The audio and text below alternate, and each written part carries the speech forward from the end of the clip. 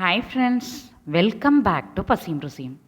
இன்றைக்கி பசியும் ருசியமில் காசி அல்வா அப்படின்னு சொல்லக்கூடிய பூஷணிக்காய் ஹல்வா செய்ய போகிறோம். இந்த அல்வாவை ஒரிஜினல் கலரோட, ஒரிஜினல் டெக்ஸ்சரோட, ஒரிஜினல் டேஸ்ட்டோட எப்படி செய்கிறதுங்கிறதுக்காக டிப்ஸு சொல்லியிருக்கேன். ஸோ ஸ்கிப் பண்ணாமல் லாஸ்ட் வரைக்கும் பாருங்கள். தேவையான பொருட்கள் என்னென்னு பார்த்தலாம். 1 கப் துருவின பூஷணிக்காய், 1/2 கப் சுகர், 2 ஸ்பூன் நெய், ஏலக்காய், குங்குமப்பூ, முந்திரி. ஒரு குட்டி பீஸ் வெள்ளை பூசணிக்காய் எடுத்திருக்கேன். இதை வாஷ் பண்ணிவிட்டு தோலையும் விதையையும் ரிமூவ் பண்ணிவிட்டு துருவி எடுத்துக்கணும்.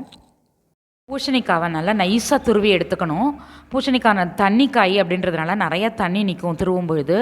ஸோ அந்த தண்ணி தனியாக, பூசணிக்காய் தனியாக நம்ம ஃபில்ட்ரு பண்ணி எடுக்க போகிறோம். இந்த மாதிரி ஒரு ஒயிட் கிளாத்தில் போட்டு முறுக்கி நல்லா புழிஞ்சு எடுத்திருக்கேன். அதுலேருந்து இவ்வளோ தண்ணி வந்திருக்கு. புழிஞ்சு விட்ட பூசணிக்காயை இந்த மாதிரி நல்லா உதுத்து விட்டுட்டு ஒரு கப்பில் எடுத்துக்கலாம். அதே கப்பில் சுகரும் நம்ம மெஷர் பண்ணிக்க போகிறோம்.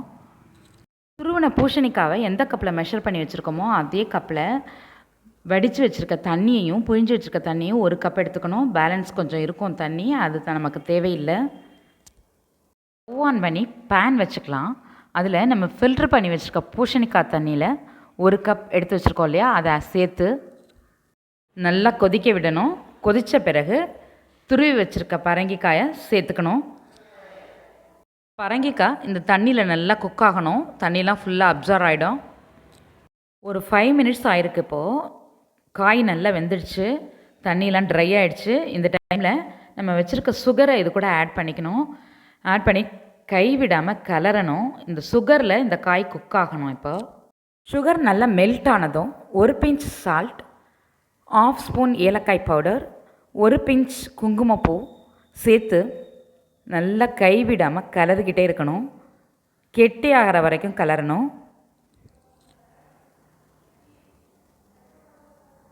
சுகர் சேர்த்த பிறகு ஒரு 5 மினிட்ஸில் இந்த மாதிரி நல்லா வெந்து கெட்டியாயிடும். அல்வா பதத்துக்கு வந்துடும். குங்குமப்பூவோட கலரும் அதில் இறங்கியிருக்கும். இந்த சமயத்தில் ஒரு 1.5 ஸ்பூன் நெய் சேர்த்து நல்லா கிளறி விடணும். அந்த நெய்யிலே இந்த ஹல்வா குக் ஆகணும்.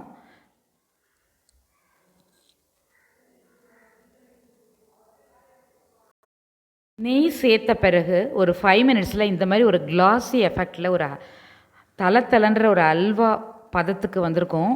இப்படி தளத்தலன்னு இருக்கும்போதே நம்ம ஸ்டவ் ஆஃப் பண்ணிடணும். ஆஃப் பண்ணிவிட்டு வேறு ஒரு பாத்திரத்துக்கு இதை மாற்றிடணும். அந்த சூடோடு வைக்கக்கூடாது. கொஞ்சம் பதம் அதிகமாகிடுனா அப்படியே முறிஞ்சிரும். என்ன சொல்கிறது, பாறையாக ஆகிடும். இந்த ஹல்வா ஏடாக அதே சமயத்தில் நல்லா தளன்னு இருக்கும். ஆறின பிறகும் அதே கண்டிஷனில் தளன்னு ஏடாக இருக்கிறதுக்காக நம்ம ஒரு 4 ட்ராப்ஸ் லெமன் இது கூட ஆட் பண்ணிக்கணும். நல்லா மிக்ஸ் பண்ணி விட்டுறணும்.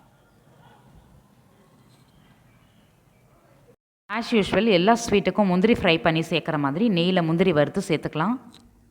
ஹல்வா இதே மாதிரி ஒரிஜினல் கலர் வரத்துக்காக கலர் பவுடர் எதுவும் சேர்க்காமல் நீங்கள் அளவாக குங்குமப்பூ சேருங்க. அதே மாதிரி டேஸ்ட்டு சூப்பராக இருக்கிறதுக்காக சுகரும் நெய்யும் கரெக்டான மெஷர்மெண்ட்டில் சேருங்க. இதே பதத்துக்கு எத்தனை நாள் ஆனாலும் தளன்னு இருக்கிறதுக்காக நான் வீடியோவில் காமிச்சிருக்க மாதிரி லெமன் ட்ராப்ஸ் சேருங்க. இந்த வீடியோ உங்களுக்கு பிடிச்சிருந்தா லைக் பண்ணுங்கள். உங்கள் ஃப்ரெண்ட்ஸ் கூட மறக்காமல் ஷேர் பண்ணுங்கள். என்னோடய ரெசிபி எல்லாத்தையும் ட்ரை பண்ணி சாப்பிட்டு என்ஜாய் பண்ணுங்கள்.